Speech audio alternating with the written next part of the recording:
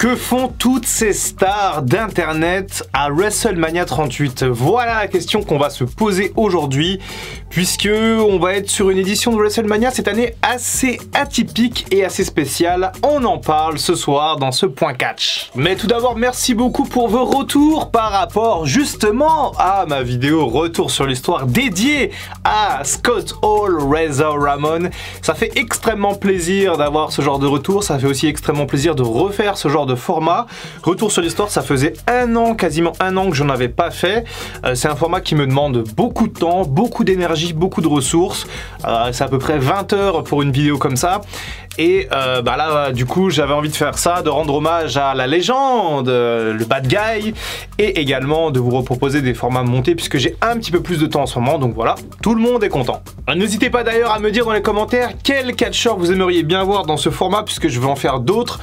Ça m'a vraiment redonné le goût à refaire ce genre de portrait, donc voilà, n'hésitez pas à me donner vos petites suggestions dans les commentaires, même si j'ai déjà une petite shortlist qui est déjà prête. Et quant au top 5 que je vous ai promis, il arrive, je vous demande de m'excuser pour ce retard, j'ai des petits trucs à régler encore dessus, mais il est presque prêt, donc voilà, il devrait arriver cette semaine, je pense, gros maxi au niveau des délais. Jeudi, on reprendra également AEW, puisqu'il reste 2 épisodes que j'ai tournés sur 2K20, donc voilà, ça va piquer un peu les yeux, mais il reste 2 épisodes, et ensuite on passe sur WWE 2K22, j'ai tellement hâte. J'attends juste encore un petit peu qu'il puisse y avoir les catcheurs AEW qui soient bien faits dans le jeu 2K22, et ensuite on redémarre ça avec grand plaisir sur la PS5 avec des graphismes révolutionnaires. Donc voilà, restez à l'affût et surtout ne zappez pas ces 2 épisodes sur 2K20, donc le 12 et le 13. Bon, rentrons maintenant dans le vif du sujet, parlons des stars d'internet qui sont à WrestleMania cette année. Alors il faut savoir quand même que WrestleMania, ça fait presque 40 ans que ça existe et qu'il y a toujours eu des stars du showbiz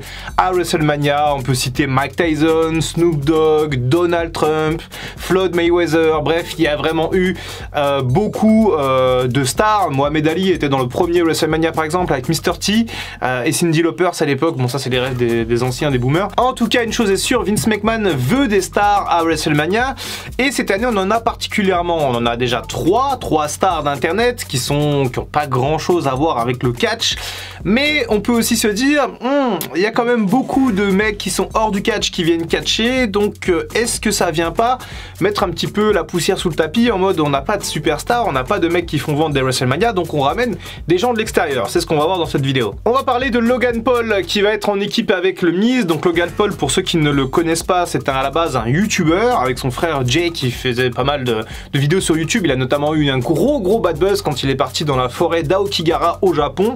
C'est la forêt où les gens vont se suicider là-bas et où il a tout simplement filmé un mec mort et il a rigolé. Donc il s'est pris un sacré bad buzz. Depuis, il y a quand même eu du chemin parcouru par Logan Paul.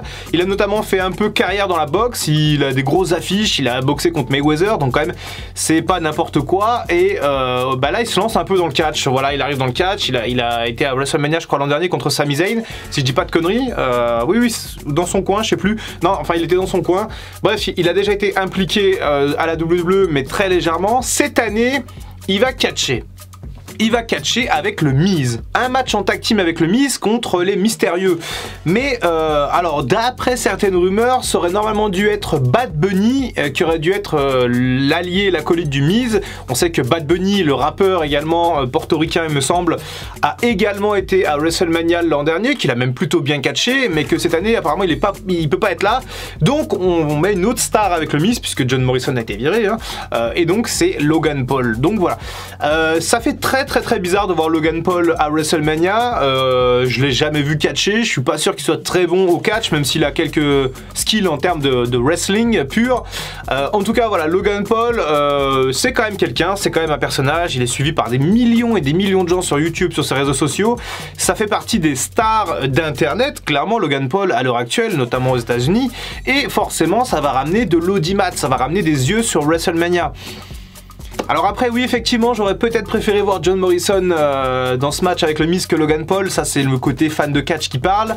Mais encore une fois, le Miz et Morrison face au Mysterio, c'est un match de live event. Donc là, effectivement, on a Logan Paul qui est là et qui peut peut-être ajouter une petite valeur ajoutée d'ailleurs à ce match, puisqu'avec sa notoriété, il va peut-être amener du monde et c'est tout ce que Vince McMahon recherche en ce moment. Parlons maintenant du cas Pat McAfee. Je vais me décaler un peu, comme ça je pourrais mettre les visuels de la carte de WrestleMania. Pat McAfee qui donc qui est rentré dans le catch un petit peu il y a quelques temps, qui a catché contre Adam Cole, qui a montré quelques qualités sur le ring, qui est fan de catch et qui à la base tient un podcast pareil sur internet, et il est progressivement rentré à la WWE, il est devenu commentateur de catch, bref, il est vraiment rentré dans le moule WWE.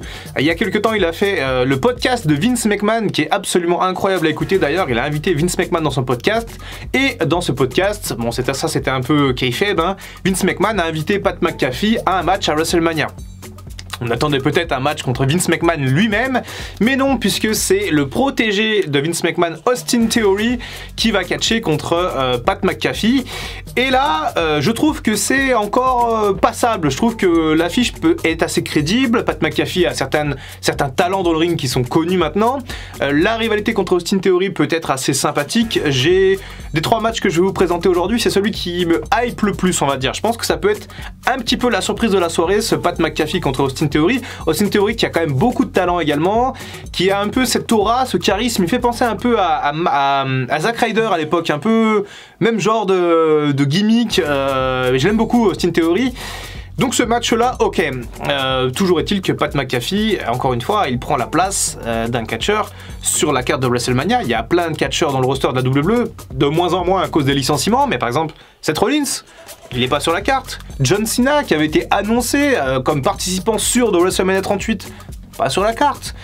Bref, c'est quand même assez spécial, même si ce match, je vais pas être très cruel avec ce match, étant donné quand même que ça m'intrigue. Ça m'intrigue et on va quand même passer au 3e match. Et là, le 3e match, je suis pas très content. Puisque oui, Sami Zayn se retrouve à nouveau dans une storyline chelou pour WrestleMania, et cette fois-ci c'est contre Johnny Knoxville, le membre des Jackass. Le mec, il a 50 piges, il a jamais mis un pied sur le ring, et là il va catcher contre Sami Zayn à WrestleMania.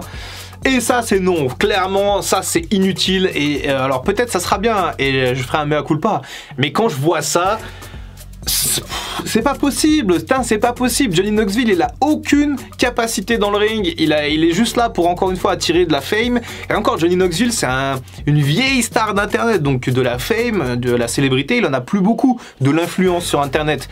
Donc là, je sais pas qui est le plus gagnant, est-ce que c'est la WWE ou est-ce que c'est Johnny Knoxville? Je suis pas sûr qu'il ait quelque chose à promouvoir, en plus pas de film, pas de réunion de Jackass, enfin il me semble pas. Et on fout Sami Zayn dans cette storyline. Alors quand même, il y a quelque chose qui se passe très bien dans cette storyline. Il y a une espèce d'angle où Johnny Knoxville, enfin c'est même pas un angle, en fait il a divulgué le numéro de téléphone de Sami Zayn sur un espèce d'avion là avec le numéro. Bref, le numéro tourne partout.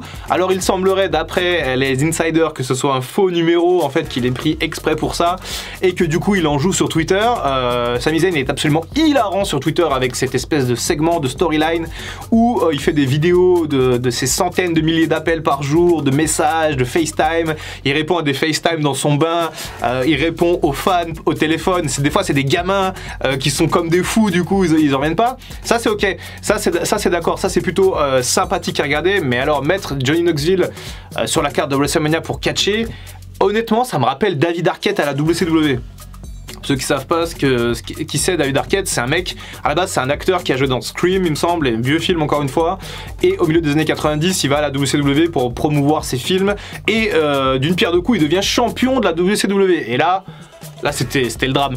Mais Johnny Knoxville, voilà, je trouve qu'il a pas trop sa place sur WrestleMania, sur la carte. Il y a beaucoup de catcheurs de talent qui vont se retrouver dans le kick-off.